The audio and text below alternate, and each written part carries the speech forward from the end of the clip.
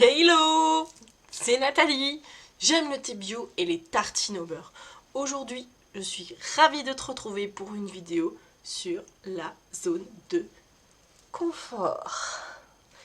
Dans la vie, je suis coach mental et j'accompagne les femmes qui sont en souffrance au travail à reconnecter leurs besoins et leurs capacités pour pouvoir se sentir pleinement satisfaite de son travail. Aujourd'hui, je voudrais prendre un petit temps pour faire le point de ce premier mois de vidéos sur YouTube. Ça fait donc 29 jours que j'ai commencé cette chaîne et je suis très fière de ce que je te propose. Parce que pour moi, être là, devant cette caméra, c'est pas un exercice facile, c'est une sortie de zone ultra monumentale. Donc tu vois souvent mes petites miniatures, il n'y a pas ma photo, voilà, doucement mais sûrement, en tout cas, voilà, sache que je voulais te parler de zone de confort aujourd'hui, donc ça tombe très bien, voilà, c'est mon mois anniversaire, et je suis très contente d'avoir fait ce petit bout déjà de chemin, et j'espère que ça continuera pendant longtemps. Alors aujourd'hui, je veux te parler de zone de confort. Ok, la première fois que j'ai parlé de zone de confort, on m'a regardé et me dit oui, c'est le choix entre le lit et le canapé. Ah, ok, non, pas vraiment en fait, mais c'est un ensemble de choses, la zone de confort, qui t'est propre et qui sont très rassurantes. Ça va de pair avec la routine, avec ce que tu maîtrises. Voilà, c'est un petit cocon dans lequel tu te sens bien. Voilà, tout simplement, quel que soit le sujet abordé. Ça peut être professionnel, ça peut être personnel. C'est un sujet en général que tu maîtrises bien et qui te réconforte, voilà, de parler ou d'agir sur ce sujet-là. Il y a beaucoup de vidéos sur ce thème, alors je me suis dit, allez, je vais en mettre une autre couche.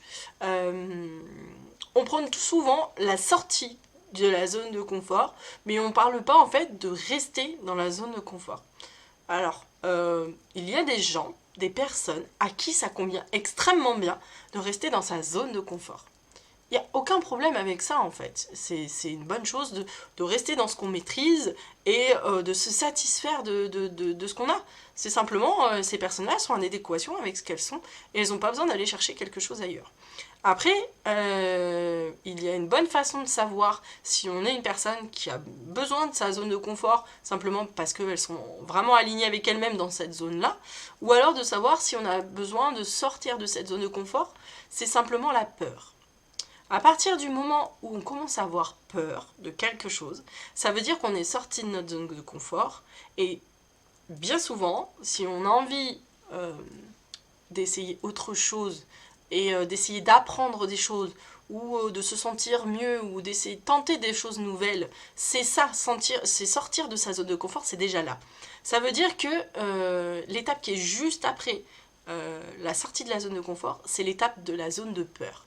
Donc, si à partir du moment où tu sens que tu as envie de tester un truc mais que tu as peur, c'est normal. Ça veut dire que tu es quelqu'un qui a besoin d'aller chercher une nouveauté, qui a besoin d'aller apprendre quelque chose de nouveau. Et pour pouvoir apprendre des choses nouvelles, eh bien, tu as besoin de passer par cette étape de peur. Alors, les différentes zones, parce que c'est important de voir un peu, de visualiser. Je n'ai pas encore la maîtrise YouTube pour ajouter des petits schémas dans mes vidéos, ça viendra peut-être, mais le noyau dur, la grosse boule qui est centrale, c'est notre zone de confort. C'est notre cocon, on est très bien dedans. Tout autour de cette boule, on a ce qu'on appelle la zone de peur. Alors les peurs, elles sont multiples et variées, et on a toutes des peurs différentes, en tout cas, elles cernent complètement notre zone de confort. Voilà. Donc la peur, si tu as besoin de plus d'infos sur les types de peurs et comment faire pour voilà, aller au-delà des peurs, je te laisse aller voir la vidéo ici, tu auras un peu plus d'explications là-dessus. La peur, pour résumer, c'est un signal de danger. Attention, ton cerveau il dit attention, là il y a un risque qui te passe, qui arrive quelque chose. Ton cerveau à ce moment-là, il va te pousser à fuir, ou à te défendre, ou à rester immobile, pour te garder en vie. Le but, voilà, c'est très archaïque hein, comme typologie le cerveau, c'est que le cerveau, t'as peur, ça veut dire qu'il y a un danger. Donc c'est un danger, alors tu as 3 façons de réagir. Donc tu fuis à toutes jambes, en disant au secours, il y a un éléphant qui est en train de me charger. Tu te défends, tu prends une branche et tu penses que tu vas lui casser la figure. Ou alors, tu bouges pas et tu te dis, bah si je bouge pas, ça se trouve, il va m'éviter, il va passer à côté de moi. Voilà, ton cerveau, voilà ce qu'il t'envoie comme signal quand tu as peur. Alors, la zone de peur, je viens de te l'expliquer, c'est une zone que tu vas traverser si tu as envie d'apprendre quelque chose. Donc, c'est normal. Et je vais te donner l'exemple, moi, avec ma chaîne YouTube. Au début, la première fois que j'ai dû tourner ma première vidéo, ça se voit peut-être dans la façon dont je me comporte au fur et à mesure des vidéos. Au début, j'étais tétanisée de peur. J'étais rongée par la peur de ne pas savoir mon texte, par exemple. J'étais totalement tétanisée à dire « Oh là là, mais les gens, ils vont détester ma vidéo, je vais jamais arriver à faire quelque chose de correct. » J'étais complètement rongée par ces difficultés, on va dire ces peurs-là. Et du coup, je me suis mis en place, au début, vous le voyez, c'était pas visible à la vidéo, mais j'avais une grande feuille A3, A3 hein, s'il te plaît, et A3 avec tout marqué, ce que je voulais dire et tout, mais dans le détail, avec des petits schémas et tout. Donc je me notais vraiment tout pour rien oublier. Et du coup, j'ai même essayé les prompteurs pour être sûr de dire exactement ce que je voulais au moment où je voulais. Donc vraiment, il y avait des énormes peurs quand j'ai lancé ma chaîne. Et puis tu vois, avec le temps, je me suis habituée, j'ai appris. Bon, c'est loin d'être parfait, hein, mais j'accepte en fait de lancer quelque chose qui soit imparfait, parce que dans tous les cas, ce que je te donne, tu vas t'en servir. Et dans l'idée derrière, c'est de me dire, voilà, maintenant je suis passée à, tu vois, un petit cahier A5 sur lequel je me note les points clés que j'ai envie de te dire. Et voilà, tu vois, tu sens qu'il y a de l'amélioration. Et plus tu t'améliores et plus tu apprends, et moins j'ai peur. Donc j'ai toujours un peu peur, je suis pas forcément encore très à l'aise, tu vois, souvent je regarde à droite, à gauche, un peu partout, et j'ai du mal à te regarder dans la caméra, donc voilà, c'est des petites choses qui vont venir, et ça fait partie de la zone qui a après la peur, c'est la zone de l'apprentissage. C'est une zone dans laquelle on a besoin de comprendre, d'apprendre, de perfectionner.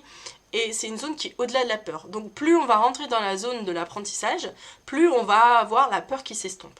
Enfin, ce qui est le cas pour moi, j'ai de moins en moins peur de te parler, j'ai de moins en moins peur de te donner des contenus, même si je me trompe et qu'en plein milieu je me dis, bon je te dis des trucs pas terribles, tant pis, je laisse, et ça sera tel quel. Et voilà, je sais que je vais prolonger encore plus loin l'apprentissage, et à un moment donné, il va arriver la dernière zone après l'apprentissage, qui est la zone de plaisir, la zone de bonheur. Je commence déjà à le sentir en faisant ces vidéos, parce que je me retrouve un petit peu, la peur elle s'estompe, donc plus ça va et plus je retrouve ma banane, mon sourire, mon côté un peu foufou, c'est complètement moi en fait. Et plus j'avance en fait dans l'apprentissage des vidéos et de vous partager du contenu, et plus je sens que je suis dans le bonheur et je suis super contente de vous partager ces contenus. Donc même si l'idée de base c'était avoir du plaisir à vous partager des choses et d'apprendre aussi plein de trucs à celles qui me regardent ces vidéos, moi aussi ça m'apporte en fait du bonheur. Donc la dernière étape, si je répète, tu as la zone de confort. Une fois que tu passes la zone de confort, tu as la zone de peur, ensuite la zone d'apprentissage, et pour finir la zone de bonheur. Donc en fait, tu vois, c'est toute une tringlerie, on peut aller dans les deux sens. Et une fois que tu as atteint une zone de bonheur avec un apprentissage, souvent l'apprentissage intègre ta zone de confort. Donc soit tu peux rester avec ce que tu sais ou aller au-delà, mais en général, le point d'orgue, c'est simplement si tu es dans ta zone de confort et que tu sens que tu as peur de quelque chose, ça veut dire que tu as été au-delà de ta zone de confort, mais que tu as besoin d'aller chercher quelque chose. Donc ce que je veux dire, pour finir, c'est de ne pas se retrouver dans une situation de peur, panique. Ça veut dire que tu as un objectif qui est beaucoup trop fort pour toi. L'objectif, en sortant de ta zone de confort, parce que tu as envie d'apprendre quelque chose de nouveau, c'est de faire des petits pas. Une peur qui est suffisamment acceptable pour toi. Si tu te dis, je me mets un challenge hyper poussé, et que tu te retrouves complètement tétanisé de peur, ça veut dire que ton pas il est beaucoup trop grand. Donc refais plutôt des petits pas de peur qui te permettent doucement mais sûrement d'avancer et d'avoir de moins en moins peur et d'accepter les apprentissages et d'accepter d'autres choses nouvelles et d'autres challenges si tu en as envie. Voilà, c'est un petit peu ce que j'avais envie de te dire sur la zone de confort. Donc bien se connaître, c'est important pour savoir si tu as envie ou pas de sortir de ta zone de confort. Et si c'est le cas, d'y aller doucement et de faire attention et de comprendre que la peur, elle est complètement normale et elle te permet simplement de faire attention en fait à ce que tu apprends et de le faire en toute sécurité aussi. Si tu aimes cette vidéo, n'hésite pas à me le dire, ça me ferait très plaisir de te lire en commentaire, de liker cette vidéo ou même de t'abonner à ma chaîne, comme ça tu auras en live les sorties de mes vidéos, c'est en général 2 fois par semaine. Si tu veux que je t'accompagne sur le chemin de la sérénité et de la joie de vivre, si tu es une personne qui souffre au travail, n'hésite pas, tu regardes sous ma vidéo, j'ai un lien pour pouvoir t'aider à ce niveau-là. Tu verras, il y a plein de contenus différents et n'hésite pas à m'envoyer un message si tu as besoin. Je serai là, sauf si j'ai une centaine de messages par jour, ça serait compliqué. Et n'hésite pas, je serai ravie de te répondre. Sur ce, je te souhaite de passer une très belle journée et je te dis à bientôt. Sois sage. Ciao, ciao.